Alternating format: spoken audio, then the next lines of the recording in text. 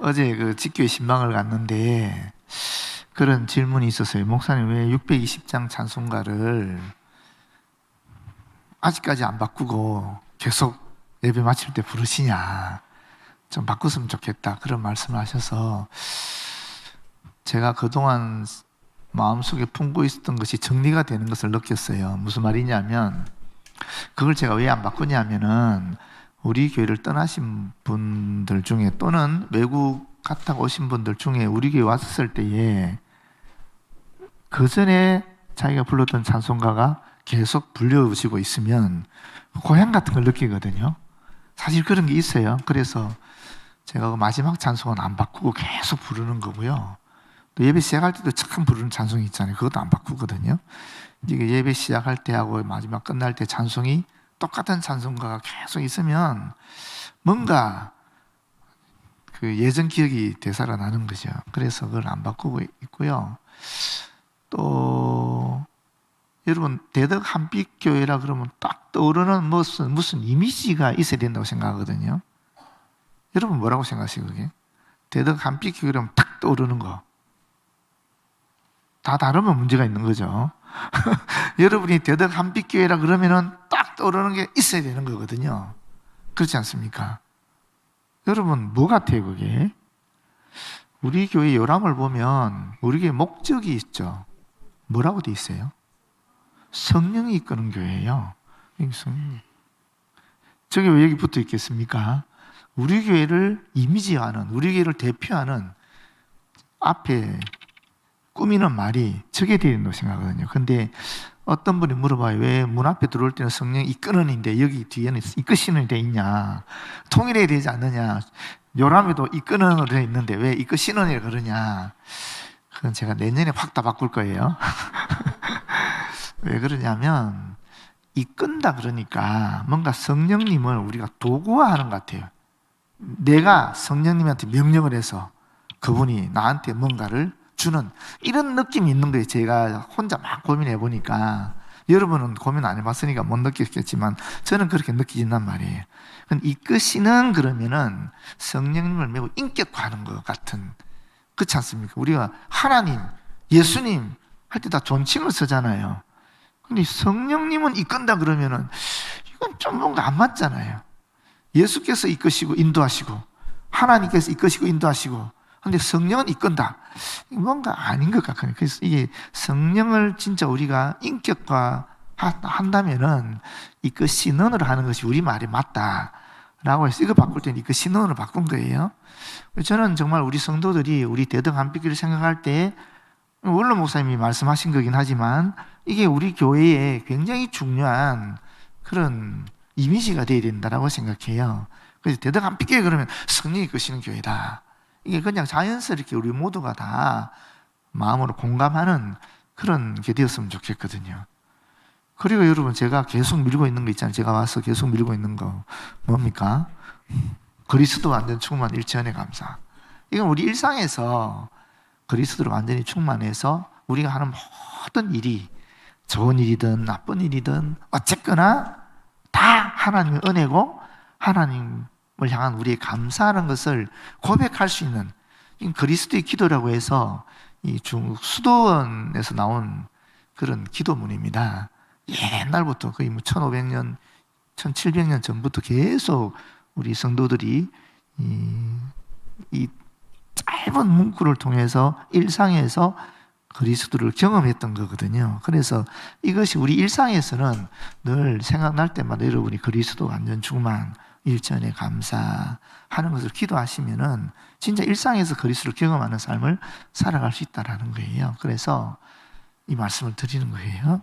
찬송은 620장 딱 부르면 우리 교회 딱 생각하시고 또 우리 대덕 한빛교회 그러면 성령이 이끄시는 교회지 그러시고 또 일상에서는 그리스도 완전 충만 일전에 감사는 날마다 기도하시면서 그리스도를 경험하는 그런 우리 대덕 한빛교회 성도들 다 되었으면 참 좋겠다 그렇게 여기집니다. 어제 그 직교회에서 신방하면서 그게 저한테 굉장히 많이 그동안 모호하게 생각했던 것을 그냥 일괄적으로 정리할 수 있는 그런 좋은 기회가 되어서 우리 128집 교회 정짜 감사를 드립니다. 다시 한번. 네, 오늘 말씀은 그런 맥락에서 이제 고린도후서 5장 14절부터 20절 말씀인데, 사실 우리가 고린도서 5장 17절 말씀은 너무나 잘 아는 말씀이잖아요. 그런 적 누구든지 그리스도 안에 있으면 새로운 피조물이라. 이전 것은 지나가지 보라 새 것이 되었도다. 이 말씀은 너무 잘 아시는데, 이 말씀의 뒤를 문맥적으로 보게 되면 이 말씀이 왜 나왔는지를 알 수 있는 거예요. 또 이 말씀을 통해서 바울은 무엇을 말하고 싶었는지, 또는 하나님께서 바울에게 이 말씀을 기록하게 함으로써 우리에게 무엇을 말씀하고 싶은지 나와 있는 거예요. 그래서 이게 성경을 좀 문맥적으로 본다는 게 참 중요하다는 얘기를 드리고 싶은데, 한번 보십시다. 어떻게 되어 있는가? 그리스도의 사랑이 우리를 강건하시는도다. 강건한다는 말은 두 벽 사이에 딱 낀 것처럼 꼼짝달싹 못하는 상태를 얘기하는 거거든요.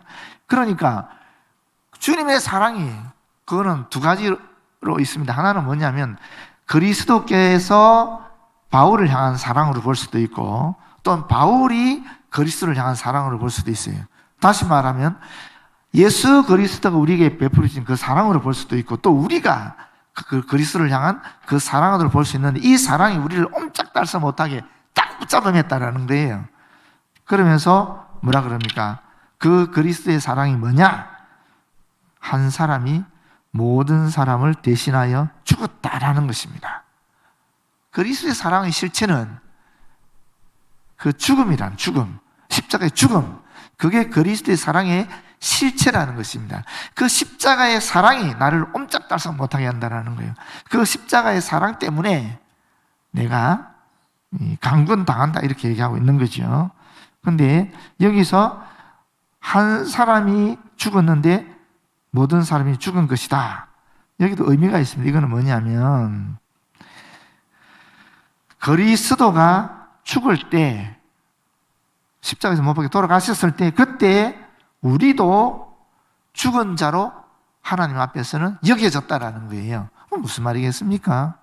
그렇다면 사실 우리는 원죄로 말미암아 죽을 수밖에 없는 존재인데, 예수님이 죽을 때 그때 우리가 죽어버렸기 때문에 이제 우리에게는 뭐가 남은 거예요? 예수님처럼 다시 부활하는 것만 남는 거예요. 그래서 우리가 영원한 생명을 얻었다는 말이 뭐냐면, 그리스도가 십자가에 죽을 때 나도 그리스도와 함께 십자가에 못 박혀 죽었기 때문에 이제 우리에게 남은 것은 다시 살아나는 것밖에 안 남은 거예요. 그래서 우리에게는 심판이 없다라는 거죠. 그래서 우리에게는 영원한 생명이 있다, 이 얘기를 하는 겁니다. 그래서 그리스도와 함께 십자가에 못 박혀 죽었다는, 이게 굉장히 중요한 말이죠. 그런 그리스도와의 연합이 있어야 되는 거죠. 그래서 단순히 십자가의 예수 그리스도의 죽음이 단순히 예수님의 죽음이 아닌 거죠. 그 죽음은 나의 죽음이기도 한 거예요. 어떻게 가능합니까?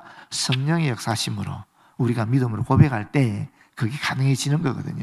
그래서 십자가의 죽음은 단순히 예수 그리스도의 2000년 전 역사가 아닌 겁니다. 바로 오늘 나에게 일어난 그런 십자가 사건이 되는 거죠. 그때 내가 예수님과 함께 죽어버렸기 때문에 이제 나에게는 다시는 죽음이 없고 이제는 부활만 남은 거죠. 영원한 생명만 남은 거죠. 그런 이야기입니다, 이게. 그가 모든 사람을 대신하여 죽으심은 그 목적이 뭔가? 살아있는 자들로 하여금 새로운 목표와 목적을 가지게 했다라는 거예요. 죽어버렸으니까 이제 살아있는 사람, 우리는 산 사람 아니겠어요? 부활한 사람. 그런 우리에게는 새로운 목적과 목표가 생기게 되었다 하는 겁니다. 그게 소극적으로는 다시는 뭐라 그럽니까? 자신을 위해 살지 않는 겁니다.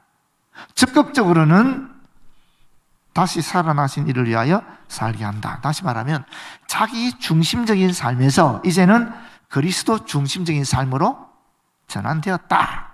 우리가 이제 살아가는 것은 나를 위해 살아가는 것이 아니라 그리스도를 위해서 살아가는 것이다. 이런 얘기를 하는 거죠. 그 다음에 보십시오. 그러므로 우리가 이제부터는 어떤 사람도 육신을 따라 알지 아니하노라. 육신을 따라. 이걸 그대로 번역하면 세상의 방식대로 하는 말입니다. 인간의 기준에 의해서 하는 말입니다. 이제 우리가 사람을 볼 때에, 특히 그리스도인을 볼 때에 어떻게 본다고요? 세상적 방식으로 봐서는 안 된다라는 거죠. 인간의 기준으로 봐서는 안 된다라는 겁니다. 그러면 어떻게 봐야 됩니까? 여기 보면 비록 우리가 그리스도도 육신을 따라 알았으나 그같이 알지 아니하노라. 무슨 말이냐면 그전에는 당시 예수님이 십자가 먹고 돌아가실 그 당시에 유대인들은 예수님을 어떻게 생각했냐면은 저주를 받았다 그랬거든요. 하나님이 저주를 받은 사람이 십자가에 못 박혀 죽었다라고 생각했거든요. 그런데 우리는 이제는 그렇게 생각하지 않는다는 거예요. 바울의 말은 어떻게 본다라는 겁니까? 저주가 아니라 우리를 향한 하나님의 사랑이다. 우리를 하나님의 은총이다. 우리를 예수께서 십자가 못 박혀 죽으심으로 말미암아 우리와 함께 우리의 모든 죄를 다 없애버리시고 이제는 우리에게 영원한 부활의 산 소망을 주셨다. 그렇기 때문에 그때 그 당시 사람들이 알고 있는 것처럼 저주를 받아서 십자가에 못 박혀 죽었다라고 생각하지 않는다라는 것입니다. 그러고 나오는 말이 17절입니다. 그런즉 누구든지 그리스도 안에 있으면, 그리스도와 연합하면, 그리스도 십자가와 그 죽음에 연합하면 그리스도의 부활에 또 우리도 연합하게 될 것이다. 그리스도 십자가에 연합하게 되면 우리의 죄가 그 십자가에서 사라질 것이고 우리의 영원한 죽음도 사라지게 될 거라는 겁니다. 죽음을 죽여버린 거니까 이제 남은 것은 부활하신 그리스도와 연합해서 우리는 영원한 생명을 얻게 되는 그런 존재가 될 것이다. 이런 말입니다. 그게 바로 새로운 피조물이라는 겁니다. 이 새로운 피조물에 대해서 에베소서 4장 24절에는 또 이렇게 말해요. 의와 진리의 거룩함. 이렇게 얘기하거든요. 의와 진리의 거룩함으로 지으심을 받은 자다. 이렇게 말하는데 이게 바로 새로운 피조물에 대한 구체적인 이야기입니다. 구체적인 내용이에요. 새로운 피조물이 뭐냐? 의와 진리의 거룩함을 받았다라는 거예요. 의가 뭐겠습니까? 하나님의 의죠. 하나님의 의는 뭡니까? 잘못하면 벌 받는 게 하나님의 의죠. 그렇지 않습니까? 진리는 예수 그리스도예요. 예수 그리스도를 통해서, 예수의 십자가 사건을 통해서 이 하나님의 의, 우리가 죄인이니까 벌 받아야 되는 이 의가 이루어졌다라는 거예요. 그렇지 않습니까? 벌 받은 거잖아요. 예수님이 죽었다는 것은 벌 받은 거 아닙니까? 그러니까 죄 지은 사람을 벌 받는다는 이 하나님의 의가 십자가에서 이루어졌다라는 것입니다. 그래서 우리는 거룩하게 된 거죠. 진리 대신 예수 그리스도의 십자가의 대속함 때문에 우리가 이제 거룩한 존재, 의로운 존재, 성도가 되었다. 새로운 피조물이 되었다. 이런 이야기를 하는 겁니다. 다 그렇게 연결이 되어 있는 말씀입니다. 그러니까 이제 보십시오. 이전 것은 지나갔으니 이전에 우리가 죄 속에 있었던 것, 죽음에 갇혔던 것 다 지나갔다라는 겁니다. 이제는 완전히 새로운 존재가 되었다. 새로운 피조물이 되었다. 의와 진리의 거룩함을 받은 그런 사람이 되었다. 이런 말입니다. 그리고 보십시오. 이 뒷말이 중요한데 이제부터 중요합니다. 모든 것이 하나님께로서 났으며 첫 창조가 하나님의 주도하심으로 빛이 있으라. 말씀을 통해서 다 창조하신 것처럼 하나님이 하신 거잖아요. 그런 것처럼 이 두 번째 창조, 새로운 피조물이 되는 이 재창조의 역사도 하나님이 주도하셨다라는 겁니다. 무슨 얘기냐면 우리 인간의 공로로 이루어진 게 하나도 없다라는 겁니다. 하나님이 주체적으로 주도하셔서 당신의 하나님의 아들을 보내주셨고 그 아들로 말미암아 그 아들이 십자가 사건으로 말미암아 또 성령의 역사심으로 말미암아 우리가 구원을 얻게 되었다. 새로운 피조물이 되었다 하는 얘기죠. 그가 그리스도로 말미암아 우리를 자기와 화목하게 하시고 이 화목하게 한다는 말도 되게 표현이 재밌더라고요. 이게 어디서 나온 그런 용어냐면은 동전을 동일 가치의 다른 물건과 바꾸다라는 뜻이랍니다. 이게 똑같은 가치를 우리가 물건 사듯이 바꾸는 걸 얘기하는 거예요. 그게 화목이라는 의미랍니다. 그러니까 우리가 죄의 대가를 지불해야 되는 것을 똑같은 그의 죄의 대가를 그리스도께 십자가에서 지불했다라는 의미가 있는 거죠. 그게 화목이에요. 죄 때문에 하나님과 우리 사이가 막혔잖아요. 그렇지 않습니까? 그건 이제 화목하지 못한 거죠. 그런데 예수님이 그 죄의 대가를 그대로 지불함으로 말미암아 하나님과 우리가 다시 화목하게 되었다. 관계를 맺게 되었다. 이런 의미를 정확하게 말한다라고 볼 수 있을 겁니다. 또 우리에게 화목하게 하는 직분을 주셨다. 화목하게 하셨을 뿐만 아니라 화목하게 할 수 있는 직분을 허락하셨다는 겁니다. 그러면서 그 직분이 뭐냐? 곧 하나님께서 그리스도 안에 계시사, 그리스도 안에 계신 하나님이라는 겁니다. 하나님이 딴 데 있는 게 아니라는 거예요. 그리스도 안에 계신다는 겁니다. 그래서 요한복음 10장 30절에 보면 예수님이 하신 말씀이 있잖아요. 나와 아버지는 하나다, 그렇게 얘기하지 않습니까? 골로새서 1장 20절에 이런 말씀합니다. 그의 십자가의 피로 화평을 이루사 만물 곧 땅에 있는 것들이나 하늘에 있는 것들이 그로 말미암아 자기와 화목하게 되기를 기뻐하십니다. 이 그리스도로 말미암아 우리가 세상과 화목하게 되었다는 것입니다. 동시에. 그래서 여기 보시면 세상을 자기와 화목하게 하시며 그들의 죄를 그들에게 돌리지 아니하시고 화목하게 하는 말씀을 우리에게 부탁하셨다. 화목하게 하는 말씀, 메시지죠. 이게 복음의 메시지거든요.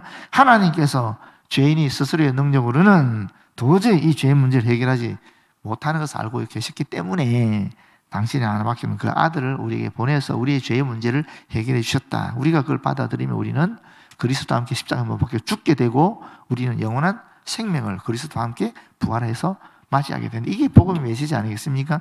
그 이야기를 우리가 전해야 될 직분을 주셨다, 이렇게 말하는 거죠. 그러므로 우리가 그리스도를 대신하여 사신이 되어 하나님이 우리를 통하여 너희를 권면하시는 같이 그리스도를 대신하여 간청하노니 너희는 하나님과 화목하라. 아니, 이미 화목했는데 뭘 또 하나님과 화목하라 그래요? 이 말은 무슨 말이냐면 그리스도인들이 우리가 예수 그리스도를 통한 하나님과의 평화, 이 화평, 이 화목을 누리는 이런 것을 매일 확인할 필요가 있다, 그런 의미입니다. 이게 이제 대략적인 본문의 내용을 제가 가볍게 짧게 급하게 빠르게 말씀을 드렸습니다. 그러면서 제가 오늘 하고 싶은 말은 뭐냐면 이 말씀에 의지해서 앞으로 우리가 목장이, 우리 집교회가 어떻게 해야 되겠는가 하는 거죠. 여러분, 집교회 식구들만큼 사실 내 일생에서 가까운 사이가 있을까요? 한번 곰곰이 한번 생각해 보십시오.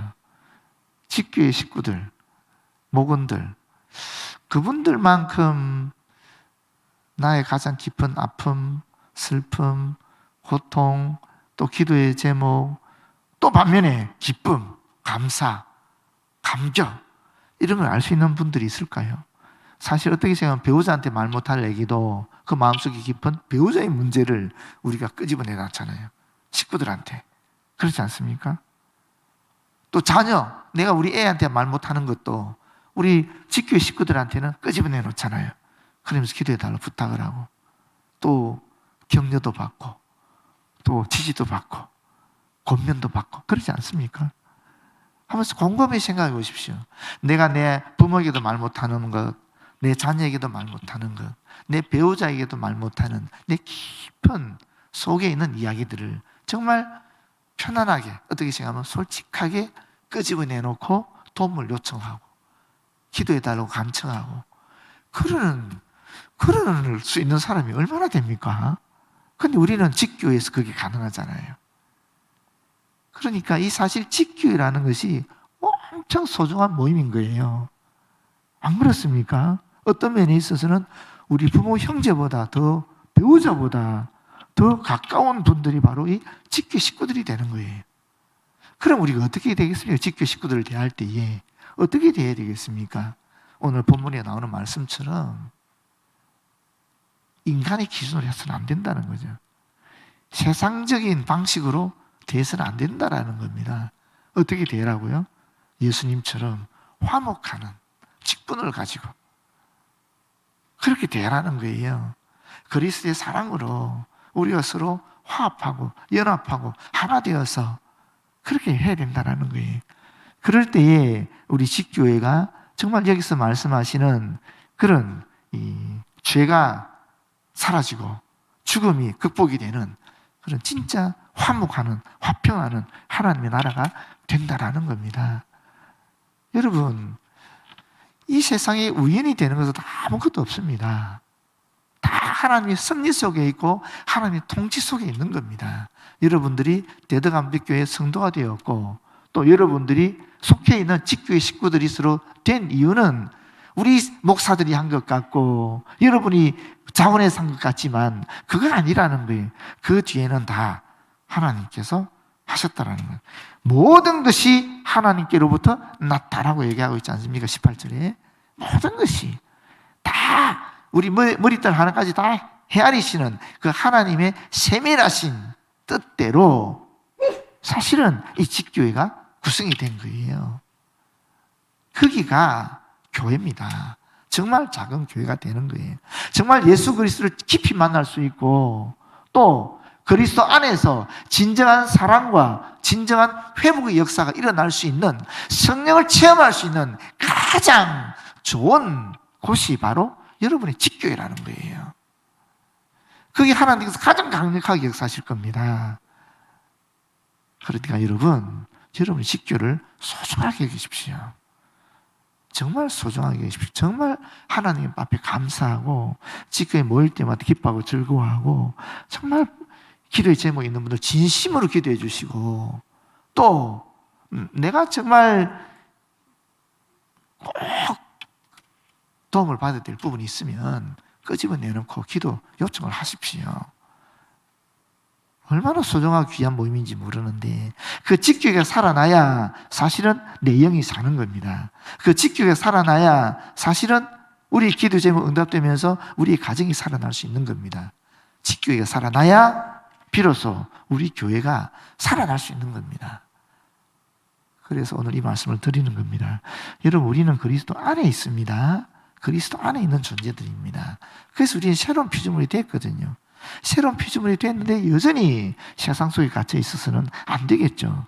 여전히 자기 중심적인 삶을 살아가면 안 되겠죠. 잘 안 되더라도 계속 내가 말씀으로 그리스도 완전 충만, 일전에 감사, 그리스도 기도도 하시면서 집교에서 말씀을 나누면서 계속적으로 우리가 이 새로운 피조물로 거해야 되지 않겠습니까? 그런 정말 좋은 모임이 집교회입니다. 최고의 모임이 집교회입니다. 여러분, 집교회에서 마음껏 성령의 임재하심과 교통하심과 또 역사하심을 경험했으면 참 좋겠습니다. 하나님이 우리를 그렇게 이끄십니다. 기도하겠습니다. 아버지 고맙고 감사합니다. 주님께서 오늘 저희에게 말씀을 주셨습니다. 참으로 이 말씀대로 우리가 화목하는 직분을 받았는데 예수 그리스도처럼 이 화목하는 직분을 잘 수행할 수 있도록 도와주셔서 언제 어디서 누구를 만나 무슨 일을 하든지 간에 특별히 우리 집교회 안에서 이 화평이, 이 기쁨이, 이 감사가, 성령의 임재하심이 경험되어지도록 인도하여 주시옵소서. 모든 것 주님께 맡기옵고 우리 주 예수 그리스도 이름으로 간절히 기도드립니다. 아멘.